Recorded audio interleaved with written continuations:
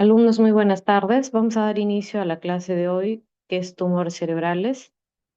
Si por favor me ayudan con la proyección de las imágenes, gracias. Doctora, estoy compartiendo, ¿se logra ver? No, no lo veo.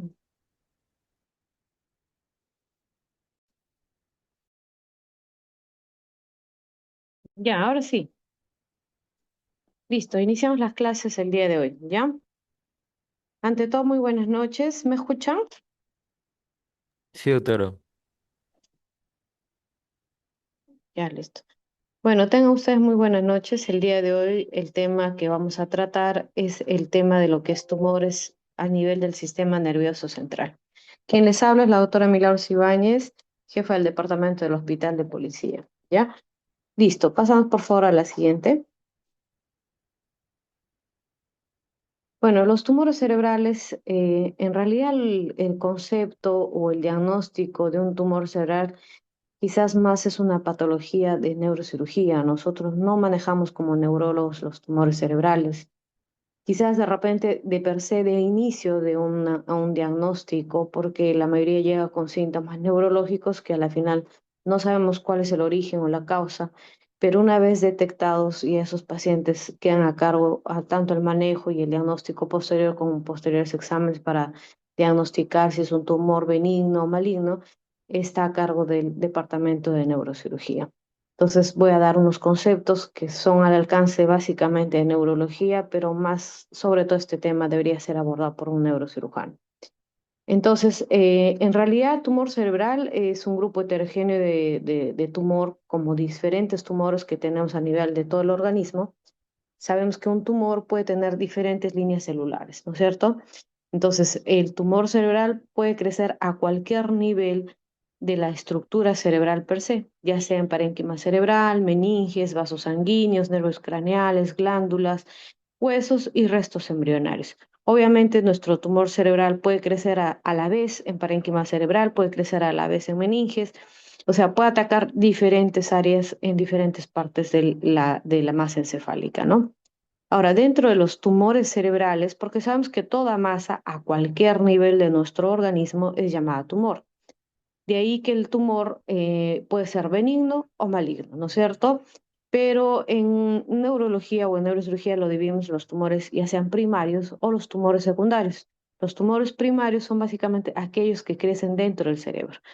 Y los que son ya secundarios son propiamente los que son metastásicos, vale decir que vienen de algún otro órgano que ha hecho cáncer, ¿no? Si yo tengo un cáncer de pulmón, un cáncer de mama, que sobre todo es frecuente en mujeres, voy a tener con el pasar de los años, si es que mi cáncer de mama no se controla, probablemente una metástasis cerebral y por ende se convertiría en un tumor secundario o también llamado metastásico.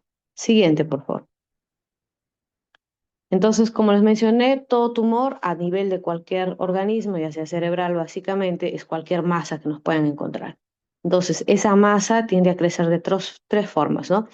Por expansión, pues significa aumenta su masa sólida, por degeneración quística, que se traduce en aumento del volumen, sobre todo tumoral, y por infiltración, directamente ese sea una infiltración histológica, ¿no?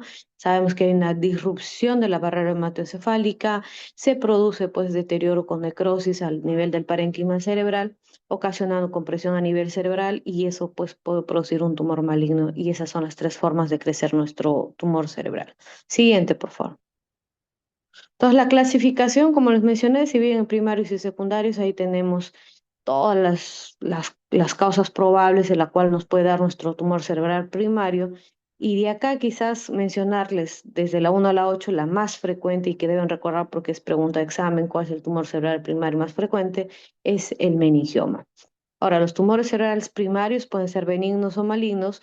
Lo bueno es que el meningioma es un tumor benigno, o sea, es un tumor cerebral primario de origen benigno. Siguiente, por favor.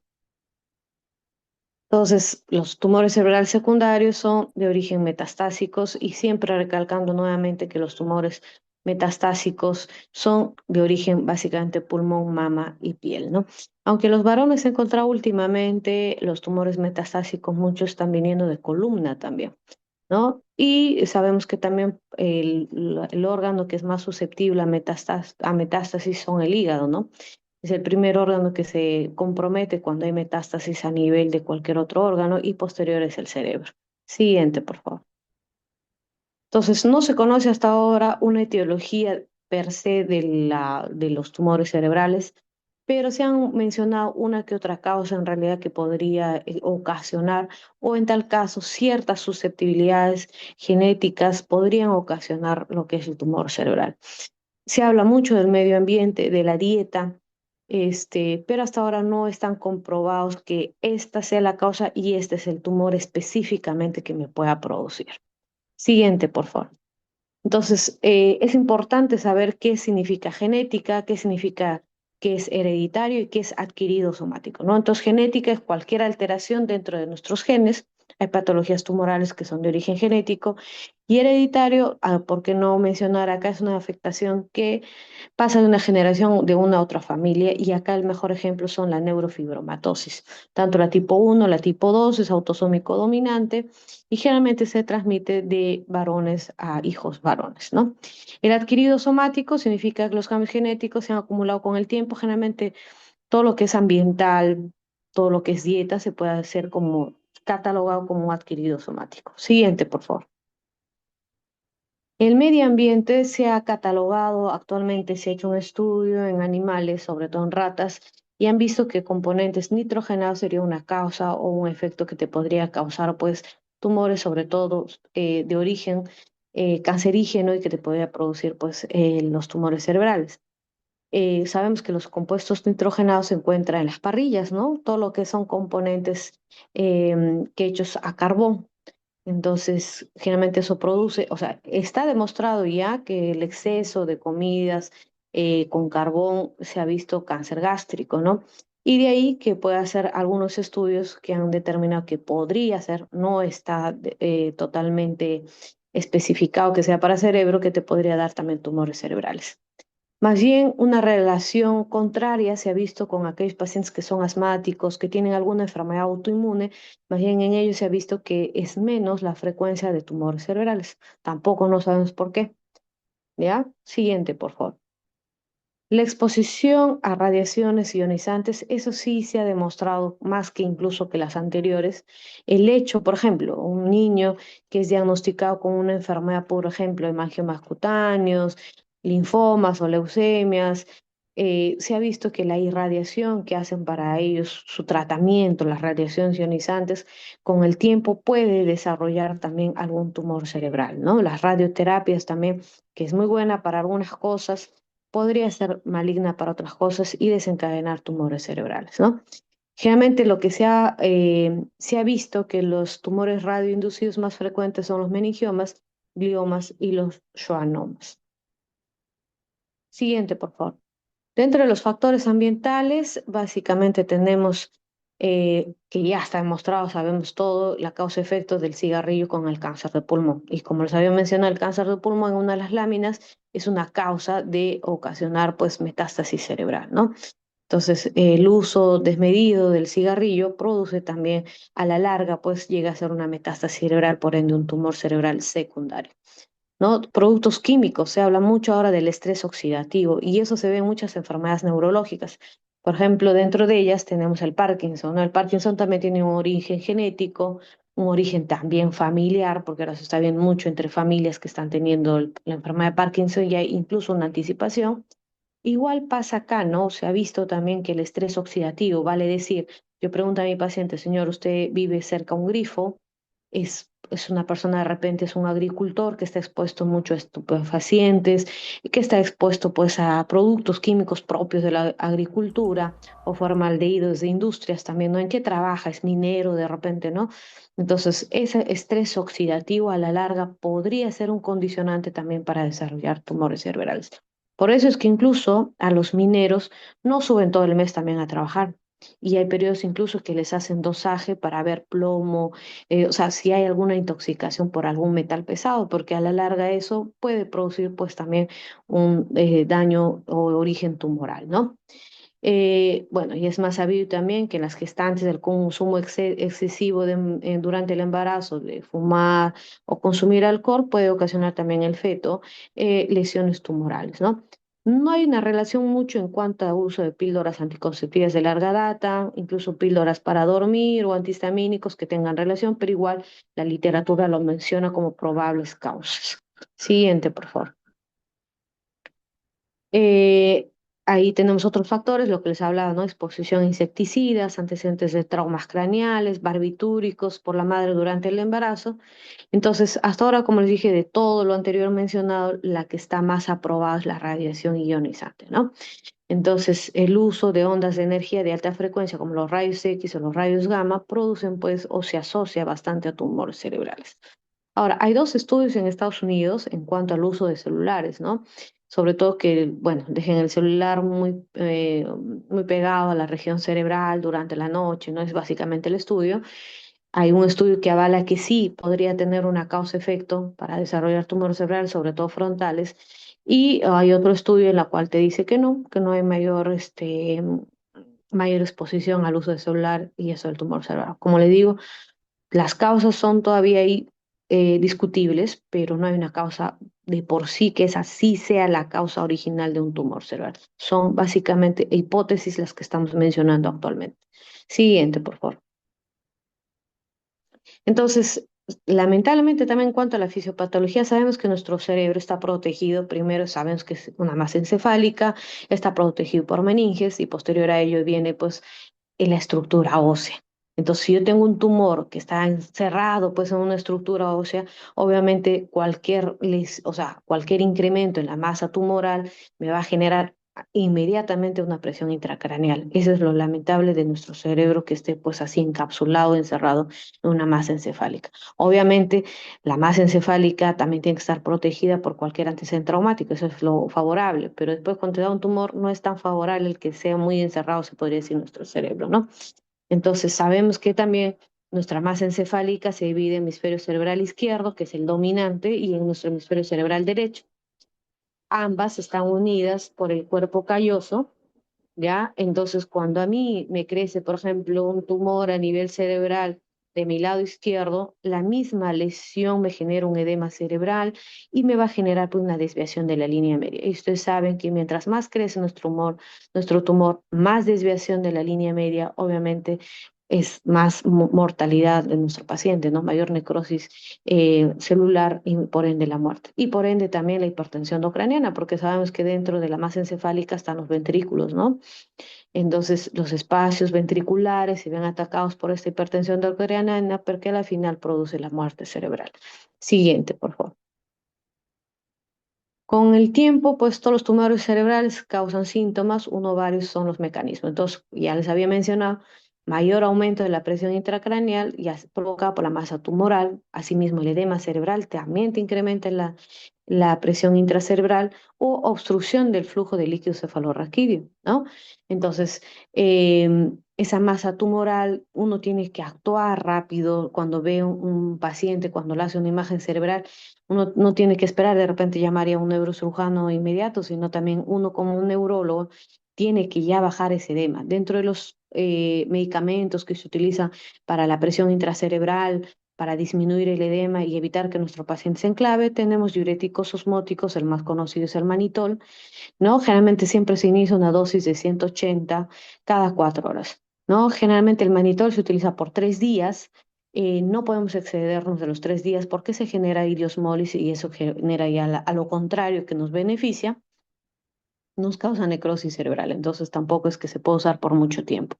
Otra alternativa es utilizar solución hipertónica, que es otra alternativa para poder disminuir también el edema cerebral y disminuir la presión intracerebral. El manitol a veces se puede manejar más en sala, en piso, en una sala de hospitalización, pero la solución hipertónica no, porque la solución hipertónica tienes que ir dosando cómo va tu sodio, cómo va el paciente, porque la solución hipertónica se prepara un cloruro con 5 ampollitas de cloruro de sodio al 17,7% y ustedes saben cuando hay mucho incremento de sal jala a nivel cerebral también el agua del intra al extracelular, entonces eso también te puede generar alguna alteración mental, entonces uno tiene que estar en vigilancia. Generalmente se aplica por Volutrol y se aplica por lo general en una unidad quizás de unidad de cuidados intensivos o una unidad de intermedios, ¿no? ¿Qué otra cosa más causa los tumores cerebrales? Entonces, genera pues destrucción en el parénquima cerebral, compresión del tejido cerebral y que obviamente cuando a mí me destruyen o me lesionan mi estructura cerebral o mi parénquima cerebral, voy a empezar a tener deficiencias neurológicas, ¿no? O sea, va a depender del área que me ataque. Por ejemplo, si es parénquima cerebral frontal, ya sabemos que vamos a tener un déficit motor, ¿no? Porque el área frontal tiene que ver básicamente con la funcionabilidad, con la fuerza motora de nosotros. Entonces, si mi cerebro se ve atacado en esa área, lo primero que de repente mi paciente va a debutar es con un déficit motor, ¿no? Asimismo, los tumores cerebrales van a atacar también la compresión de los nervios craneales, ¿no? Parálisis de cualquiera de ellos. Saben que los pares craneales más alterados son los oculomotores, entonces vamos a tener parálisis del sexto par, parálisis del tercer par, o te va a llegar un paciente y va a decir, doctora, veo borroso, me duele la cabeza, entonces ya podemos decir, y al examen tú le ves que hay parálisis oculomotora, ya sea parece o parálisis, ya sabes que algo está comprimiendo a nivel cerebral y tienes que tomar una imagen cerebral, ¿no? Asimismo, los tumores cerebrales te van a generar pues inestabilidad electroquímica y por ende producir convulsiones. Ya habíamos mencionado, de repente en mi grupo en el hospital de policía habíamos hablado del tema de epilepsia. Entonces la epilepsia es una descarga neuronal, sobre todo cortical. Entonces las lesiones cerebrales tumorales que son más corticales tienden a lesionar pues a las neuronas y por ende llevar a una actividad eléctrica anormal produciendo las crisis convulsiones y las crisis convulsivas, por ende también la epilepsia. Entonces, muchos de los pacientes que tienen tumores cerebrales en cuanto inicien ya sus crisis convulsivas, hay que darles tratamiento, ¿no? Porque en cualquier momento te va a convulsionar, no solamente por la masa encefálica, sino por el edema cerebral que se pueda producir. Siguiente, por favor. Entonces, hay signos clínicos no focales y focales específicos. No focales significa básicamente el paciente también te va a decir el familiar, ¿no? Mi familiar de la noche a la mañana está somnoliento, está apático, bradilálico, ¿no? Con tendencia al sueño, empezó de repente con una crisis generalizada, ¿no? Entonces, esos son síntomas no focales. Y focales específicos y ahí ya estamos con las afasias, las apraxias, ¿no? Alteración de la memoria, afección de pares craneales, ¿no? Entonces, como le dije, todo va a depender del área que se ataca para producir los diferentes síntomas que más adelante vamos a mencionar. Siguiente, por favor. Entonces, los tumores cerebrales no hay una clínica per se para cada uno. O sea, yo, Milagros Ibáñez, de repente Pedrito, Juancito, todos vamos a debutar con la misma clínica. No, todos debutamos con diferente clínica. De repente yo solamente con un dolor de cabeza intenso. De repente Pedrito debuta con una crisis convulsiva. Le hacemos un examen cerebral, tiene un tremendo infarto, una lesión tumoral, perdón. O de repente Juancito debutó con una hemiparesia del cuadro, de mi cuerpo derecho y vemos que tiene pues una lesión tumoral. Entonces, sí, obviamente la clínica te va guiando, ¿no? O sea que la probabilidad que tenga una lesión a este nivel es por la clínica, ¿no? Hay también se ha visto pacientes que de manera accidental se le puede encontrar un tumor cerebral, sí, sobre todo los meningiomas, a veces como son de las meninges, mientras sean pequeños a veces son imperceptibles y no causan mayores síntomas, ¿no? Entonces el paciente te llega de repente por otra causa, por un control o una leve cefalea y lo ves que tiene ahí su tumor que es meningioma. Ya, ahora, es también claro, y más adelante lo voy a mencionar, el quiste aracnoideo. Bueno, ya ahorita, por ejemplo, yo hago una imagen cerebral de repente a todos ustedes y por ahí que uno que otro va a tener una malformación congénita que es el quiste aracnoideo. El quiste aracnoideo es uno de los tumores primarios benignos y muchas veces se le hace el examen y el paciente dice, "Ah, uy, doctora, me dio un tumor, me voy a morir". No, no pasa nada. El quiste aracnoideo es una malformación congénita, por ende es una malformación que tú lo has tenido desde que has nacido y no pasa nada, salvo que el tumor sea grande y te desplace alguna línea media del cerebro, que quizás es quirúrgico, pero después es benigno, ¿ya? Entonces, siguiente, por favor. Entonces, acá hablando un poco de los tumores benignos, ¿cuáles son las características? Por lo general, los tumores benignos, bueno, eso ya obviamente visto en microscopio, son de crecimiento lento, son de bordes definidos, no se propagan por lo general y muchas veces estos tumores se ven en una microscopía normal, no hay diferenciación celular, no hay cambios a niveles histológicos y de por sí una cirugía sería solamente el tratamiento para tumores benignos. Por ejemplo, ¿no? El meningioma, te sacan el tumor y ya, desapareció. O si es un quisquilloide grande o es un tumor macroadenoma, también lo sacas que son tumores benignos y ya de por sí es el tratamiento del tumor. Siguiente, por favor. En cambio, los tumores malignos tienen la característica de ser de crecimiento muy rápido, son muy invasivos, hay una alteración celular y son potencialmente mortales. Estos también son llamados cáncer cerebral, ¿no? Así como nos sale el cáncer en otras estructuras, ese también es bien dicho y por la nomenclatura sería catalogado como un cáncer cerebral, ¿no? Obviamente también estos tumores cerebrales pueden también, los que son origen primario, pueden también incluso propagarse fuera del cerebro. Entonces tenemos lesiones tumorales que no solamente se van a dar en la masa encefálica, sino también en lo infratentorial, que significa en médula espinal, ¿no? Entonces, siguiente, por favor. Lo característico de un cáncer, para cualquier cáncer, el crecimiento es sin control de células anormales. Pueden interferir todas estas células anormales, crecen alrededor del mismo organismo, ¿no? Se propagan diferentes órganos del cuerpo, son las características en general de todo cáncer. ¿Y cuál es la característica de nuestro humor cerebral? Las características es que una célula cancerígena están ubicadas en cualquier parte crítica del cerebro. Por lo general, los tumores cerebrales son frontales, son infratentoriales y rápidamente tapan el cuarto ventrículo ocasionando hipertensión intracraneal y por ende son potencialmente más mortales. Siguiente, por favor. Entonces, como les había mencionado, los tumores cerebrales, así como primarios, los malignos también se pueden propagar hacia lo que es cerebro y médula espinal. Rara vez que del cerebro se vaya a otro lado. O sea, no es como tener, por ejemplo, un tumor pulmonar que haya metástasis cerebral.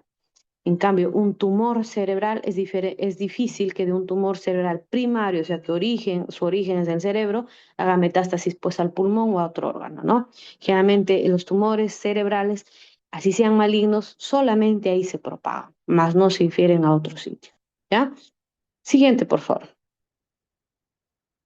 Entonces, es muy importante también, y ya bueno, acá ya lo maneja un poquito ya más los neurocirujanos, es la clasificación mundial de la OMS, la Organización Mundial de la Salud, cómo califica a nuestros pacientes. Obviamente, cuando uno hace una imagen cerebral, el radiólogo ya te da un alcance. Es un probable, porque no puedes decir mientras no hagas una biopsia, ¿no? A ciencia cierta, esto es un tumor probable de bajo grado. Bajo grado le llamamos a la clasificación de los tumores en grado 1 y 2 y de alto grado en lo que es la categoría 3 y 4. Obviamente, el grado 1 es la mayor sobrevida, ¿no? Pero el grado 4 es la sobrevida es menos. En la población pediátrica, generalmente los tumores, incluso cerebrales, son la segunda causa de muerte. Por la primera es la leucemia. Y generalmente en la población pediátrica el tumor más frecuente son los tumores germinales, ¿no? De origen embrionario, ¿ya? En cambio, en la población adulta, el tumor más frecuente es el glioblastoma, los astrocitomas, ¿no? Y la expectativa de vida, sobre todo en glioblastoma y astrocitomas, se habla a lo mucho, llegan a 5 años. Y si más estos glioblastomas o astrocitomas están en grado 4, la sobrevida es corta, ¿no? Siguiente. Entonces acá vemos un cuadro en la cual hace una diferenciación entre las cuatro etapas del tumor cerebral, tanto el uno como el 2. El crecimiento celular es relativamente lento, ¿no? En lo que es al microscopio, en el tumor de grado 1 es normal, es de menor malignidad y generalmente la supervivencia de vida es a largo plazo. Incluso hace una exéresis del tumor, ya no vuelven a tener la lesión tumoral. El grado 2 quizás hay pequeños cambios a nivel microscopio, tiene tendencia a invadir tejidos adyacentes a esa masa encefálica, pero es un tumor que sí con la probabilidad de que pueda haber recidiva y que pueda aparecer nuevamente un tumor incluso hasta de mayor grado. El grado 3 sí ya hay células anormales, obviamente ya hay una atipia celular, y hay crecimiento anormal que se ve a nivel del microscopio, se infiltran al tejido normal adyacente y generalmente vuelve a aparecer en el transcurso de los años, ¿no? Y el grado 4 obviamente ya es un tumor que tiene todo lo malo, ¿no? Ya son células anormales que se reproducen muy rápido, que se ve muy catastrófico en microscopio, incluso ya tienen vascularidad, significa que ataca vasos sanguíneos y eso hace que de ese tumor se nutra de esos vasos sanguíneos y por ende haga un crecimiento rápido a nivel tumoral, ¿no? Y también estas lesiones tumorales de grado 4 lo que tienden a hacer es, en otras palabras, quemar nuestro cerebro, producir necrosis celular a nivel encefálico, ¿no? Entonces, por ende, te va a producir células muertas que por ende eso no se va a recuperar nunca, ¿no? Siguiente.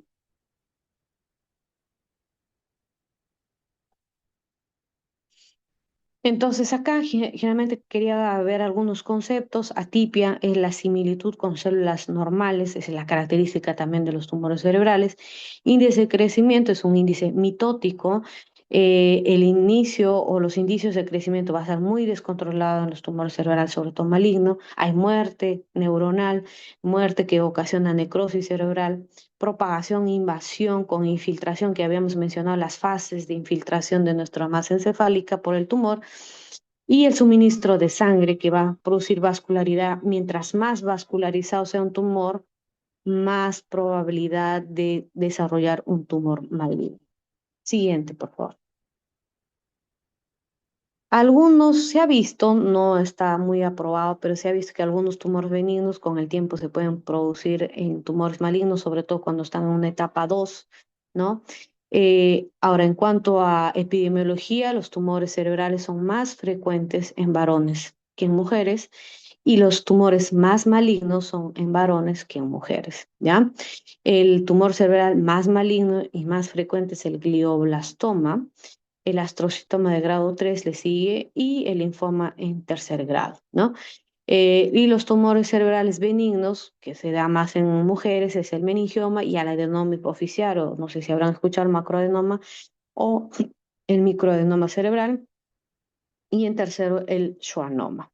Y como les dije, los tumores cerebrales benignos es más frecuente en mujeres, en cambio malignos es más frecuente en varones. Y entre los dos, a quien más da tumor es más a los varones que a las mujeres. Siguiente. Entonces, va a depender mucho de la localización para producir pues las lesiones cerebrales y la localización más frecuente de los tumores cerebrales es el meningioma, como vemos al margen derecho, el meningioma, ¿no? Los tumores intraxiales más frecuentes son del lóbulo frontal. Si hablamos por orden de frecuencia, ¿qué lóbulo ataca más? Es al lóbulo frontal, ¿no? Luego sigue el lóbulo temporal, parietal y por último el occipital. Otras ubicaciones tenemos la región hipofisiaria, en la hipófisis donde se forman los adenomas hipofisiarios, en el ducto cráneo cervical, menos frecuente, en pares craneales, cerebelo y así sucesivamente. Siguiente, por favor. Y acá mencionarles, siguiente, por favor. Acá mencionarles el ejemplo como les mencioné, no, uno anterior, por favor. Exacto. Acá les quería mencionar un poquito de la neurofibromatosis tipo 1, que generalmente se relaciona con glioma del nervio óptico, ¿no? Y también te produce un 15% y un 3% te produce el glioma del tronco y los hemisferios cerebrales. Existe la neurofibromatosis tipo 1 y la tipo 2, y la tipo 2 está asociado con los schwannomas vestibulares, que es la que vemos en la imagen, el schwannoma vestibular, y meningiomas múltiples.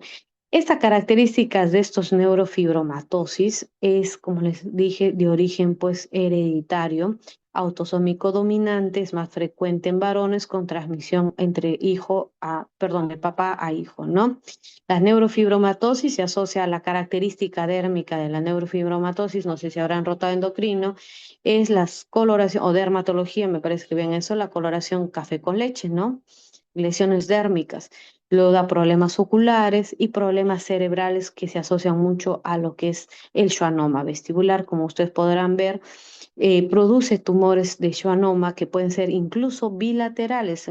Tenemos ahí la imagen cerebral, los neurofibromatosos, sobre todo el tipo 2 es la que se asocia a schwannomas vestibulares bilaterales. Entonces, cuando tengan esa imagen, tienes que buscar la parte genética o la parte hereditaria, porque tienes que hacer estudios también al resto de familiares, porque cabe la probabilidad que alguien más en la familia pueda tener este problema cerebral. Siguiente, por favor.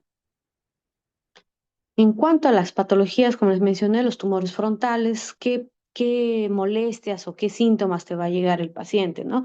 Es un paciente que va a tener cambios en la personalidad, en el estado de ánimo, falta de concentración. Te llega el paciente, sí, te va a decir los familiares, porque el paciente no se da cuenta, sino el familiar te dice, doctora, hasta que se olvida, hasta que pierde la memoria, no se acuerda de lo reciente que ha hecho, ha cambiado su estado anímico, está muy colérico, no recuerda, yo le digo algo, no recuerda las palabras, no puede expresarse lo que yo le menciono, quiere hablar, pero no lo puede expresar, ¿no? Y obviamente la funcionabilidad, ¿no? Los tumores frontales, como saben, te puede dar algún cuadro focal, una hemiparesia, una hemiplegia, ¿no? Eso, es la característica clínica de estos pacientes, es lo que les acabo de mencionar. Y a la imagen derecha vemos un tumor heterogéneo que está desplazando línea media. No forma tanto edema como verán alrededor del tumor, pero sí en sí la masa encefálica, la masa tumoral es bien grande. Siguiente. Y los tumores parietales, sabemos que el lóbulo parietal se encarga más de la sensibilidad, entonces va a llegar de repente un paciente, por ejemplo, a mí me llegó en la consulta una señora, doctora, no sé qué me pasa, pero últimamente tengo adormecido todo mi brazo, mi pierna, lo siento medio torpe, pero quiero agarrar algo, pero no sé, no lo puedo agarrar porque no tengo sensibilidad, no lo siento de por sí el objeto que voy a coger. Se le hizo un examen cerebral y nos salió pues un tumor a nivel parietal, ¿no? Otra característica es también si sobre todo el tumor se encuentra en el hemisferio dominante, que es el hemisferio izquierdo que les había mencionado, entonces va a confundir nuestro paciente cuál es su lado izquierdo y cuál es su derecho. Tú le preguntas, señora, ¿cuál es su mano derecha? Te levanta a la izquierda o de repente por ahí que te levanta la pierna. O sea, tampoco no vas a saber reconocer la posición de su cuerpo, qué parte de su cuerpo. Señora, ¿cuál es su nariz? No sabe cuál es su nariz, cuál es su boca. Entonces, también va a tener pérdida el reconocimiento de los números para sumar, multiplicar. Entonces, son alteraciones que te va diciendo, ah, podría ser la lesión en tumor parietal. Siguiente, por favor. Tumores temporales es la clásica, los déjà vu, ¿no? Los déjà vu, que significa, por ejemplo, yo me voy a un ambiente donde nunca he estado y digo, pero yo ya he estado acá. Esos son los famosos déjà vus. Entonces, esos son clásicos de los tumores temporales que el paciente puede referir. Por lo general son silenciosos, no te dan mayor síntomas, incluso intestinales, ¿no? O sea, los tumores temporales por ahí que te pueden dar sudoración, dolor estomacal, problemas auditivos, porque también tiene que ver con eso, no reconoce los sonidos, ¿no? Alteración del comportamiento también. Tiene que ver con la memoria, sí, hay un lóbulo temporal también tiene que ver con la memoria y te va a decir el paciente también que no recuerda pues eventos recientes. Siguiente, por favor. Y los tumores occipitales, lo del occipital, ustedes saben, tiene que ver todo con la vía visual, porque sabemos que en el lóbulo occipital están las cintillas ópticas, y obviamente si tengo un tumor cerebral, te va a llegar de repente un paciente, te va a decir, sí, doctora, veo borroso, no distingo de repente por ahí colores, veo la mitad de su cuerpo para la derecha. Por ejemplo, un ejemplo clásico, ¿no? Que te llegan los pacientes y te dicen, doctora, logro ver una imagen, pero no sé la forma, no sé si es cuadrado, o sea, hay un dismorfismo de los objetos, no sabe qué es lo que es, ¿no? Entonces empieza con fantasías, alucinaciones visuales, ¿no? Eso es una característica de los tumores occipitales. Siguiente, por favor. Los tumores del ángulo pontocerebeloso generalmente son los neurinomas del acústico. Generalmente eso pues produce un aplastamiento. Sabemos que del ángulo pontocerebeloso nace el séptimo y el octavo par craneal. Entonces va a llegar de repente nuestro paciente con problemas auditivos, problemas de una parálisis facial de repente central, y uno tiene que hacer una imagen cerebral porque probablemente la causa no sea un infarto, sino sea un neurinoma del acústico, ¿no? Obviamente también el paciente puede referir zumbidos que son de manera brusca, no los zumbidos o los tinnitus que tienen los viejitos, ¿no? O cualquier persona, ¿no? Es un zumbido que apareció de la noche a la mañana, es que estar en alerta, asociado de repente a un dolor de cabeza o una parálisis facial, eso no está bien, hay que hacer una imagen cerebral, ¿no? Siguiente, por favor. ¿Y tumores de la fosa posterior? Generalmente son tumores que, bueno, van a atacar los plexos coroideos, el cuarto ventrículo o los cerebelosos, ¿no? Entonces ahí vemos en la imagen cómo se está tapando el cuarto ventrículo. Esto es de mal pronóstico o, bueno, nuestro paciente va a estar muy sintomático porque obviamente va a tapar la circulación normal de nuestro líquido cefalorraquídeo. Entonces, esto sí es una emergencia porque en realidad ahí va a tapar el cuarto ventrículo, va a causar hidrocefalia y por ende nuestro paciente va a fallecer. Obviamente todo lo que compromete lo que es hemisferios cerebelosos te va a producir alteración de la marcha. Entonces te va a llegar un paciente de repente que camina como un bebé, ampliando la base de sustentación, abre las piernas para poder caminar, no tiene coordinación, ¿no? Tú le dices coge un objeto y pone su mano torpe porque no lo puede coger la fineza también, ¿no? Se ve alterado porque es una alteración a nivel de cerebelo. Va a tener vómitos explosivos porque va a generar hipertensión endocraniana, dolor de cabeza intenso y obviamente al ver a lo que es el oftalmológico, el fondo de ojo, vamos a tener un papiledema, ¿no? Siguiente. Entonces, el diagnóstico, bueno, la historia clínica es muy importante porque generalmente los tumores son de inicio brusco, curso progresivo, ¿no? Entonces, hay que ver pues movimientos oculares, hay que examinar todo nuestro paciente con sospecha de lo que es este tumor cerebral, ¿no? Ver cómo está la visión, la audición, tiene reflejos, tiene equilibrio, tiene coordinación. Importante es evaluar la marcha, ¿no? Es el sentido del tacto, siente lo frío, siente lo caliente, el olfato, sus músculos faciales, tengo que hacer sonreír al paciente para ver si hay alguna, de repente, parálisis facial. Pruebas de memoria, lo tengo que decir, señor, me empieza cuánto es 100 menos 7, cuánto es, o sea, hacer memorias de cálculo, qué comió ayer, qué preparó la semana pasada, quién es la persona con la que usted viene. Repítame usted de repente los meses del año de diciembre para atrás y vas a ver que nuestro paciente de poco a poco no va a poder contestar todas las preguntas, ¿no? Entonces, esta es una evaluación clínica en general, hay que evaluar también la escala funcional, ¿no? Si está un grado de repente una paresia de 5, de 4 sobre 5 o una hemiplegia 0/5. Entonces, todo es una evaluación completa, muy a pesar que sea tumor cerebral, porque eso nos va a guiar con el diagnóstico. Siguiente, por favor. En cuanto a las neuroimágenes, tenemos desde una tomografía cerebral hasta una resonancia cerebral, marcadores tumorales, porque eso nos va a inclinar hacia un diagnóstico, ¿no? Siguiente, por favor. La resonancia de encéfalo obviamente es el estudio de por sí el más fidedigno, porque incluso ahí tienes que aplicar contraste. Las lesiones tumorales tienden a generar, pues, al contraste, va a haber una captación anormal del contraste y por lo general la característica de los tumores cerebrales es que es imágenes heterogéneas, como ustedes pueden apreciar en las imágenes, ¿no? Son imágenes entre hiperintensas o hipointensas, ¿no? Porque en realidad que generan mucho efecto de masa, pueden ser múltiples o únicas, va a depender del estirpe tumoral. Siguiente, por favor. Antiguamente usábamos mucho la espectroscopía, pero la espectroscopía, ¿qué era? Significaba que se aplicaba un voxel, ese es el cuadradito que ustedes ven, y se traspolaba hacia una imagen en la cual de ese voxel se colocaba pues o se dosaban metabolitos. Pero los metabolitos eran N-acetil de aspartato, colina, creatinina y lípidos. Entonces, cuando decíamos que porque el diagnóstico diferencial también de los tumores cerebrales son las infecciones del sistema nervioso central. Entonces, lo que se veía en una espectroscopía es que cuando era una infección, la curva de nuestros lípidos se incrementaba.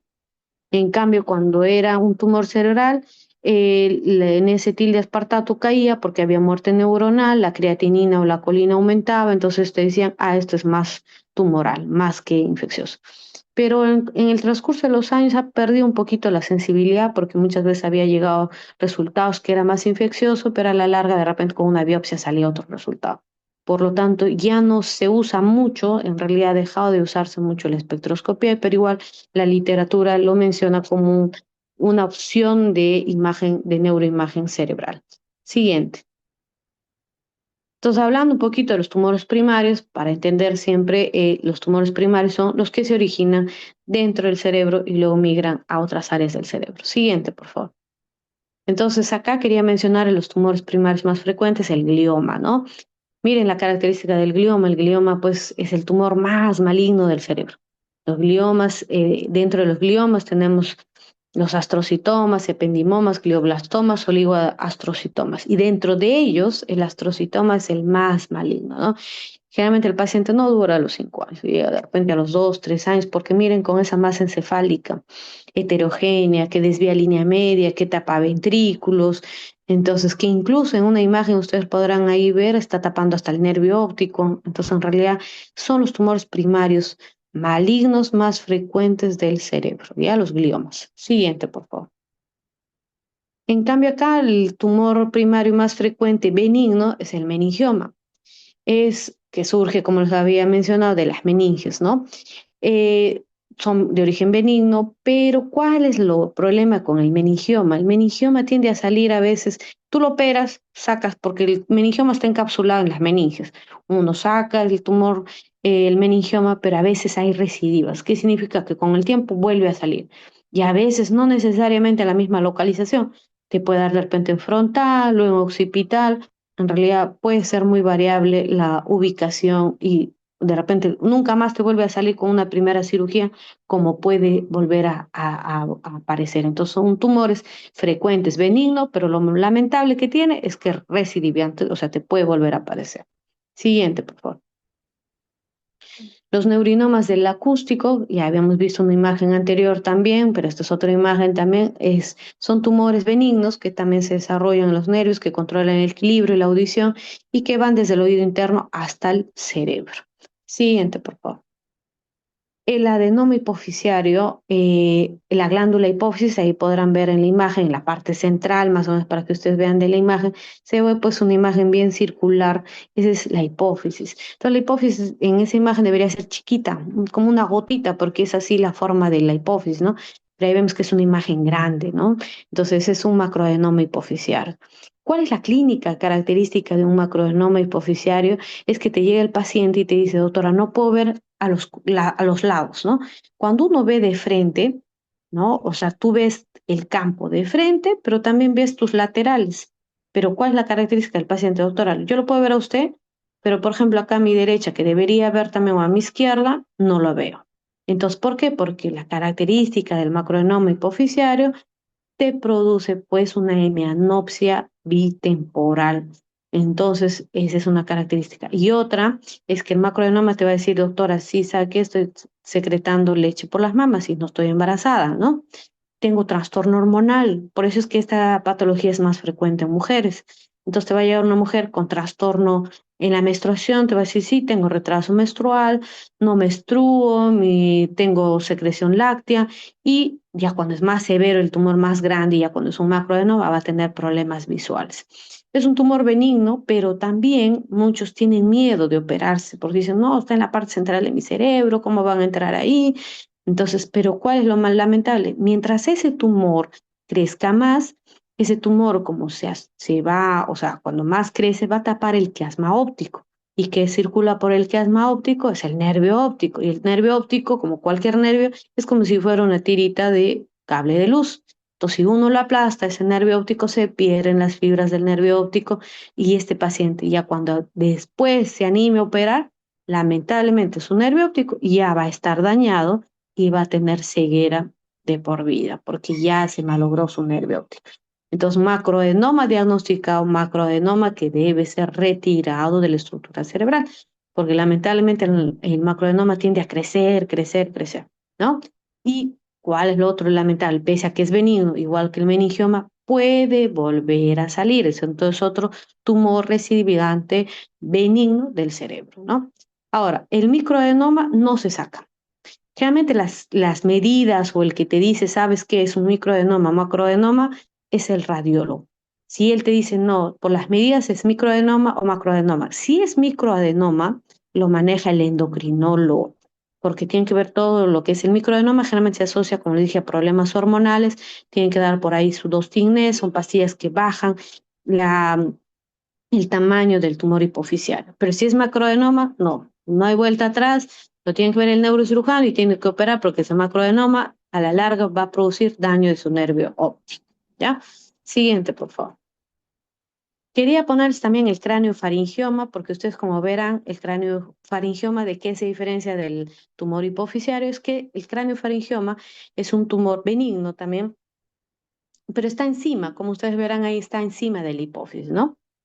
Entonces, un crecimiento lento, puede atacar también los nervios ópticos y estructuras cercanas, pero el que más te ataca el nervio óptico es el adenoma hipoficiario. Siguiente, por favor.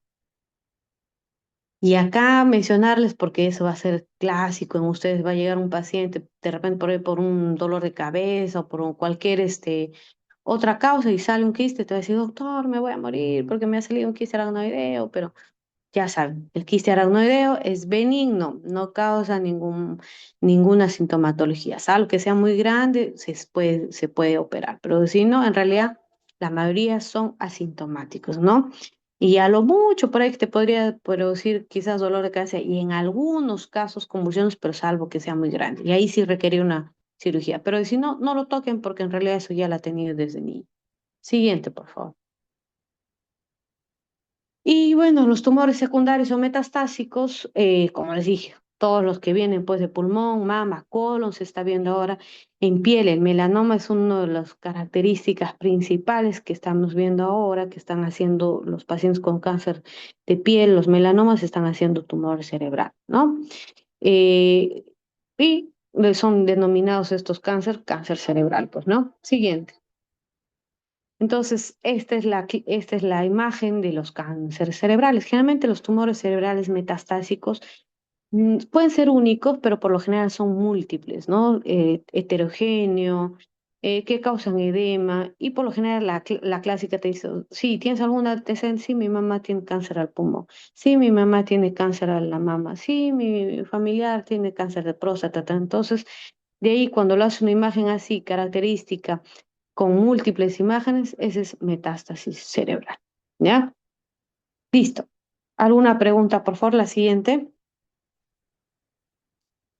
Bueno, hasta ahí terminamos lo que es la exposición. No sé si tienen alguna pregunta.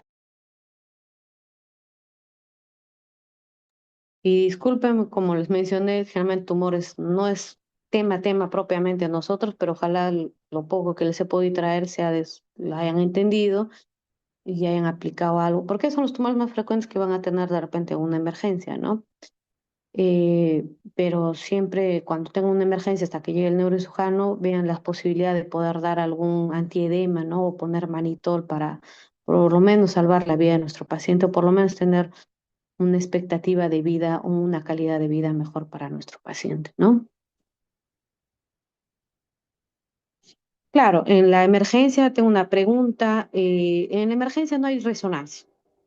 En la emergencia siempre hay tomografía, pero ya si es un tumor establecido, tú ya vas a ver pues en una emergencia una imagen cerebral que es característica, no son imágenes ovoideas, mal definidas, de bordes mal definidos, que son hipo o hiperdensas, porque sabemos que en tomografía se habla de densidad, no de intensidad. Entonces vas a tener imágenes pues de diferentes densidades, ¿no? Entonces, y la clínica no es algo abrupto, de repente por ahí te convulsionó. Entonces, mientras ustedes apliquen su corticoide, dexametasona o si no, su manitol, ¿no? Buenas noches, el tratamiento de los tumores es hacia, no lo he podido ver, a ver, ¿dónde está? El tratamiento de los tumores es hacia, exacto, el tratamiento de los tumores es hacia la sintomatología. Si le duele la cabeza, déle algo para el dolor de cabeza. Si te llega vomitando, ¿no? Hasta que ya se vea la propuesta quirúrgica de esos tumores. Obviamente, si tú ves ya un tumor grande, que sabes que haciéndole una cirugía prácticamente vas a dejar ya sin cerebro, en realidad ya para qué, no es solamente dar calidad de vida. Por ejemplo, el tumor frontal que les he presentado. ¿Ustedes creen que así nomás sacándole ese tumor va a sobrevivir nuestro paciente o su expectativa de vida va a ser adecuada? No creo, ¿no? Entonces, es sintomático en el sentido que hay que bajar el edema, si tienen convulsiones hay que dar para la convulsión, eh, y diuréticos osmóticos para bajar el edema o solución hipertónica, pero más allá, en realidad ya más por un tumor cerebral que sobre todo si el informe radiológico nos sale que está en cuarto grado, ya lastimosamente, ¿qué vamos a hacer con nuestro paciente? Ya no hay mucha expectativa de vida y qué vamos a, mejor que viva lo que pueda vivir, ¿no? Mientras esté vivo. Ujú. ¿Alguna otra pregunta, por favor?